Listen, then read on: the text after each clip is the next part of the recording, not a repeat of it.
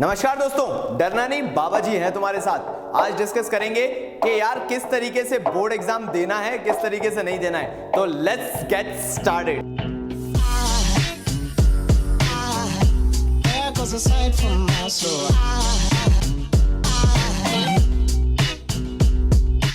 तो यार point number 1 वो है जो तुम्हें दिमाग में बिल्कुल डाल लेना जरूरी है, और वो पॉइंट बड़ा सिंपल सा है। ध्यान रखना, हमारा सबका एक कंफर्ट जोन होता है, जो मैंने पहले भी बहुत बार डिस्कस किया है कि रात को किस टाइम तक पढ़े।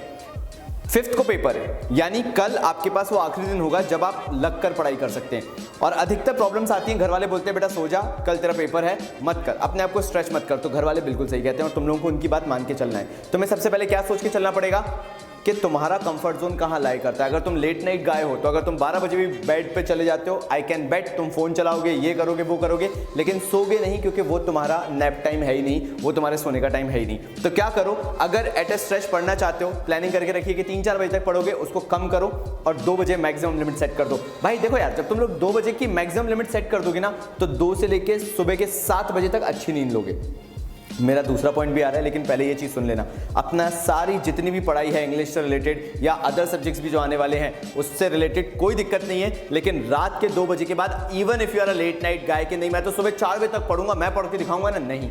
2 बजे कट ऑफ करो, 2 बजे के बाद पढ़ना ही नहीं है। 2 बजे बेड पे पहुंच जाओ, 2 बजे के बाद कोई पढ़ाई नहीं। ठीक है, मैं लेट नाइट गाय नहीं हूं सर, मुझे तो रात को नींद आने लगती है, 12 से पहले पहले मेरा तो बिस्तर पकड़ लेता हूं मैं। कुछ मत करो, मुझे मालूम है आप जैसे बच्चे जो होते हैं वो 10-10:30 के आसपास स्लीपी फील करने लगते हैं। अपने आप को स्ट्रेच करो 11:30 बजे तक। 11:30 बजे आप जैसे बच्चे बेड पे होने चाहिए जिनको रात में जल्दी सोने की पहले से आदत पड़ी हुई है, जो सुबह पढ़ना पसंद करते हैं बेसिकली। लेकिन 5 तारीख जब से जजमेंट डे स्टार्ट हो रहा है, उस दिन कोई पढ़ाई नहीं करोगे।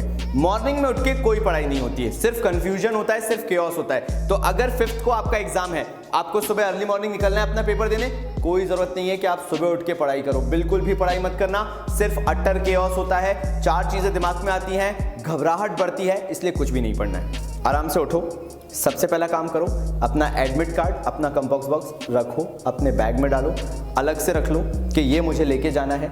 माइंड में वो पीस होना चाहिए। अपनी मम्मी के पास बैठो, थोड़ा सा टाइम स्पेंड करो, थोड़ी सी बातें करो, you will feel good, you will feel comfortable. Morning में जो एक चीज़ बहुत ज़्यादा ज़रूरी है वो ये है कि आपको कंफर्टेबल फील होना चाहिए।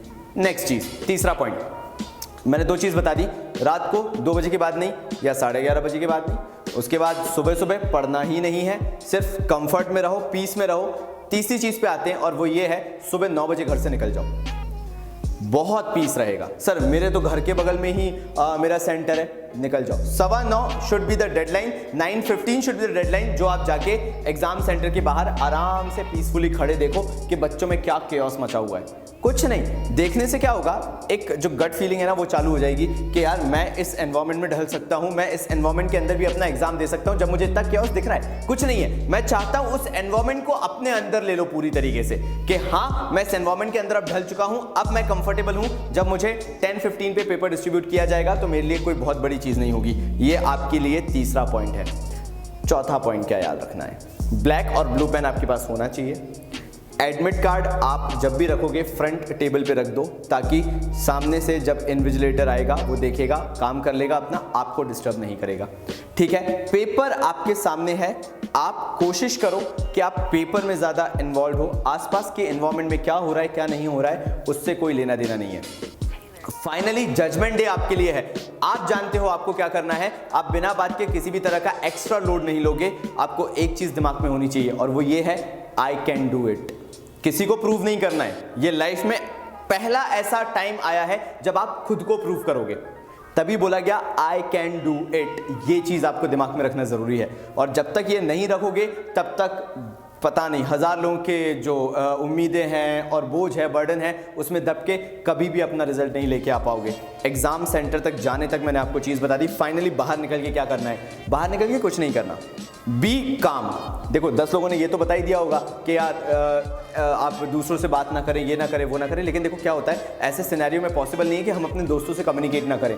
जब भी कोई हमसे दोस्त पूछे कि कैसा गया, बहुत अच्छा गया हो या बहुत खराब गया हो, दुनिया में किसी को बताने की जरूरत नहीं है, क्योंकि अगर आप खुद को ओपन अप कर दोगे ना तो आप और डिप्रेसिंग फील करोगे या और अजीब सा फील करोगे। बेटर ये है चीजें अपने तक रखो, बोर्ड एग्जाम्स तक सारी चीजें अपने तक, उसके बाद पूरे मोहल्ले में चिल्लाते फिरना। लेकिन अभी के लिए क्या बोलोगे, हाँ यार ठीक था, बढ़िया था। मैं अब नेक्स्ट एग्जाम के बारे में फोकस कर रहा हूँ, मैं ज़्यादा इसके बारे में सोच ही नहीं रहा हूँ। अब पता नहीं कितना सही लिखा है कितना गलत लिखा है, आई डोंट नो, बट मेरे हिसाब से ठीक था।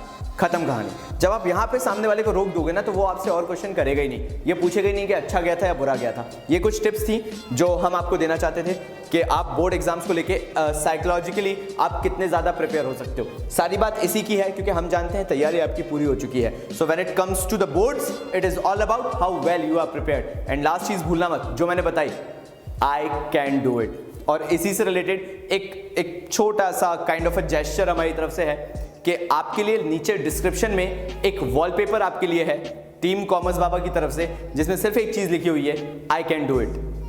जब भी आप अपना फोन खोलो तो आपको वो लॉक स्क्रीन पे आपका वॉलपेपर दिखेगा। मैं चाहता हूं कि अपने बोर्ड एग्जाम्स तक के लिए आप वो वॉलपेपर अपने पास अपनी होम स्क्रीन पे, अपनी लॉक स्क्रीन पे लगा के रखें कि जब भी आप फोन खोल के देखेंगे तो उसमें लिखा हुआ है आई कैन डू इट। तब तक के लिए बाबा जी की तरफ से धन्यवाद। Cause aside from my soul